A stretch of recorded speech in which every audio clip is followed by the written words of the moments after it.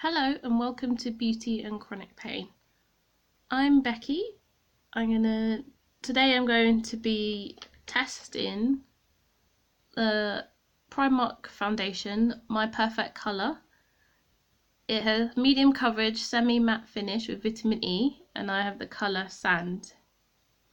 It's £2.50, and normally I'd be very sceptical of using Primark makeup on my face, but I've been very pleasantly surprised with it, and I'm trying not to be a snob. I've seen a few reviews where people really like this. I don't think I've actually seen any negative views, which is surprising. It's always negative views for basically everything. Now I've primed my face and I'm good to go.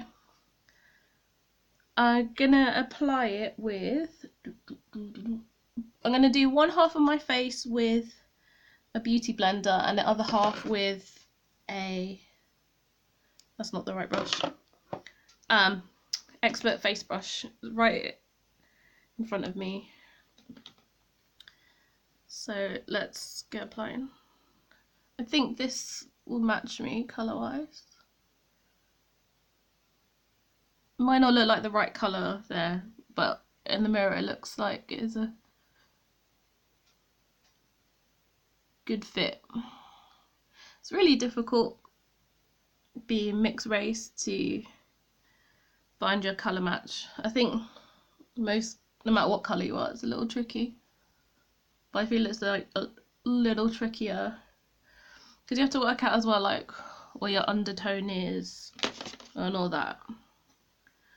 I'd say I have a warm undertone or neutral. And the way you test that, find that out, is by you look at the inside of your wrists, and if your veins look blue, then you're cool toned, and if your veins look green, then you're warm.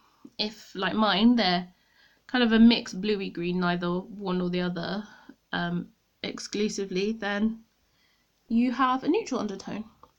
But not only that, you can have like a yellowy undertone as well, or your complexion can be more pink based.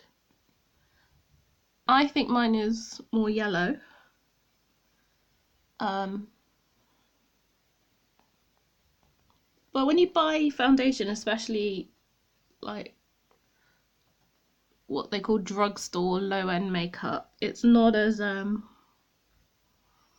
easy to tell what the base is. But I'm pretty happy with that. Like blended in very well. The colour looks great. It just looks like my skin. Not sure I'd say that's medium finish. Medium coverage, sorry. It's gone in my hair a bit. Like clinging to some dry skin I got on my scalp, unfortunately. My hair is due for a wash. I'm gonna quickly, before I do the other side, I'm gonna do a second coating of that, just to see if it's buildable, which I imagine it will be. I'm going to just squeeze a tiny bit on my finger, dot it over my face. You may have noticed on one of my earlier videos, I managed to miss like a big gap of skin. Put a little bit on my nose. I don't know how I managed to do that. It wasn't till playback that I noticed it, but it was too late by then. So this is the pink weird shaped sponge from Real Techniques.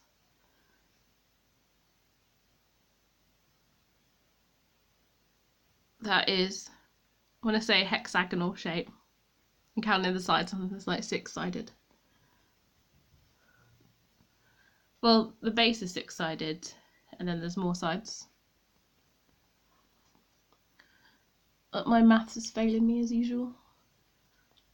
Just the thought of having to do maths makes my brain just seize up. You can see I got a bit of a spot there, which isn't looking too bad with it. with the foundation, I mean. I did spray some Urban Decay all-nighter spray. I just noticed, like, this is the first time I've had the all-nighter spray. I got the travel size. On the back it says Urban Decay by Skindinavia. Maybe that's why it's so good, because I haven't used the Skindinavia. I ordered it from Amazon, but it still hasn't arrived. But Skindinavia is supposed to be like the best ever of setting sprays. So yeah, I guess that built up. Yeah, I'd say that looks more what I would call medium coverage. And you can still see the texture, which, you know, I don't expect it to get rid of. Let me just go over my eye a little.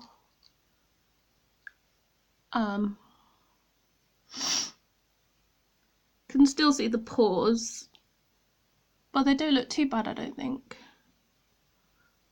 compared to sometimes. But that could just be because I used a pore filling primer. I used the Maybelline Baby Skin on. So yeah, I'm really happy with how that looks. It's a good colour match and great consistency. I would say that's semi-matte as well. Normally I'd go for matte foundation, but since I've been using amitriptyline for my pain, it's weirdly just dried out a lot of the oils. I'm also using, actually I can see in this mirror that it looks like the foundation's actually ever so slightly too pale for me. But I don't really mind. It can always be warmed up by using bronzer, so I don't look like too weird and washed out. I can just mix it with a darker foundation. I mean, at $2.50, I'd even buy like the next colour along if I could work out what that is. The problem with buying from Primark is that the shelves are always a mess. Or at least for the foundation, it was not like in the right order, so it's not obvious, immediately obvious which is, you know, which way. Like, it's not obvious that if you go left to right it gets darker or anything like that. It was just a bit higgledy. So I'm going to use a Real Techniques Expert Face Brush just to buff that into my skin, see how it looks.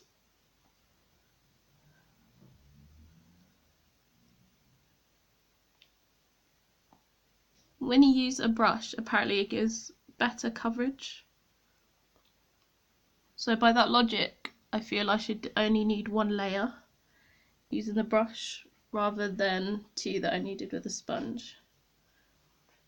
Even though using the setting spray, or apparently even a moisturiser, is supposed to stop the sponge from absorbing the product. Just trying to get that. There we go. I had a small hair that was annoying me.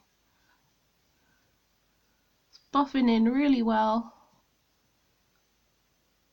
I feel actually this might be slightly more pink based than I prefer,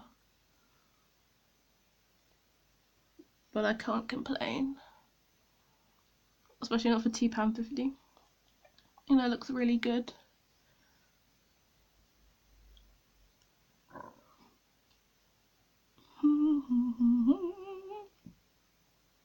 This looks like I'm not really wearing any foundation. Looks like my skin but better. That'd be a good name for it. I think that might be a name of makeup, or at least like not the name of the actual makeup but like the actual tagline. See if I can get close so you can see how that looks. I can't really see any difference to each side compared, you know, whether I use a brush or use a sponge. Sometimes my foundation I get lines, like bit streaks. Actually, I think I can slightly see a streak, so I'm just gonna pat there. yeah, I mean, you can see the texture. It hasn't completely got rid of the redness that I've got from my spots, I don't think. But it's not too bad. Maybe just to be consistent, I should use a second covering. Just going to quickly do that. In a second layer, not covering. Apparently, like, Skindinavia is so good, that's what like professional makeup artists use, and I think that's what they use on like models when they're going down, you know, the red carpet and everything, and all the celebrities use, because your makeup will stay put.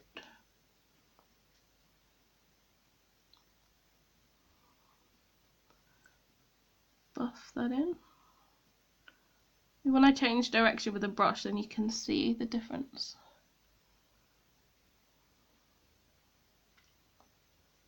I went slightly over, went to this side. I was supposed to just use a sponge. Annoyingly, that moved the foundation. Want to be careful. So you want it to buff into the skin and sit, you know, where you apply it. You don't want it to move, because then you'll end up with like a patchy base. It's going to bring that into my hairline. I can always clean that up later.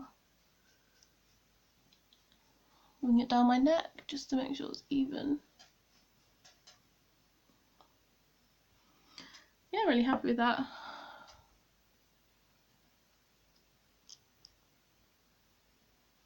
In this heat, I would use powder on my face, because, you know, I don't want to sweat it all off. But yeah, I think that's looking really good.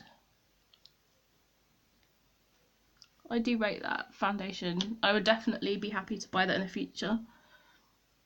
Just trying to look all over. Oh, something dark there. Next step is crack my back and then concealer. Instead of my Fit Me, actually, what I normally use, just spotted my Diorskin concealer. This lovely little glass bottle, and I think this is like the only Dior makeup I've ever owned. I got talked into it when I was going to buy some the Touche Eclat from YSL.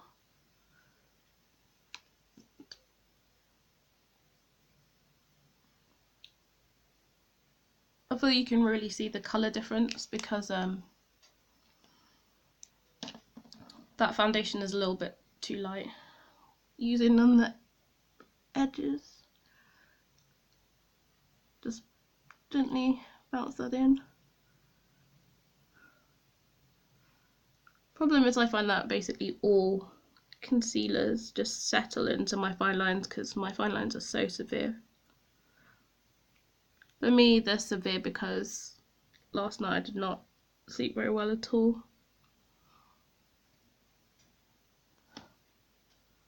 You can see where that's creasing a little in my lid, that foundation.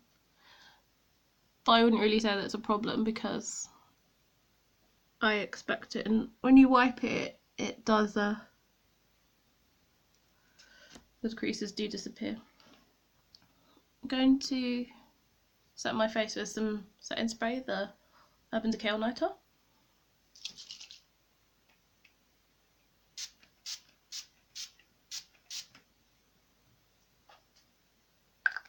It's a really nice mist.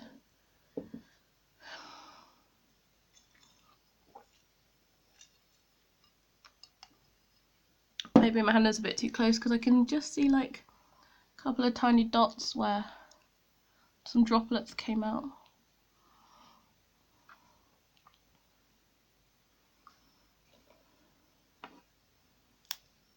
And you know, I think the colour under my eyes is actually pretty good. Get rid of some of the darkness I have on my lips. Just flare my nostrils, see if I can couldn't remember if I actually put foundation there or not.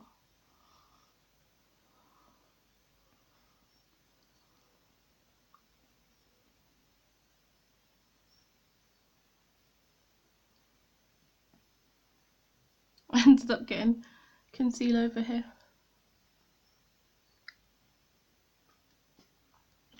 Let's quickly do the rest of my makeup.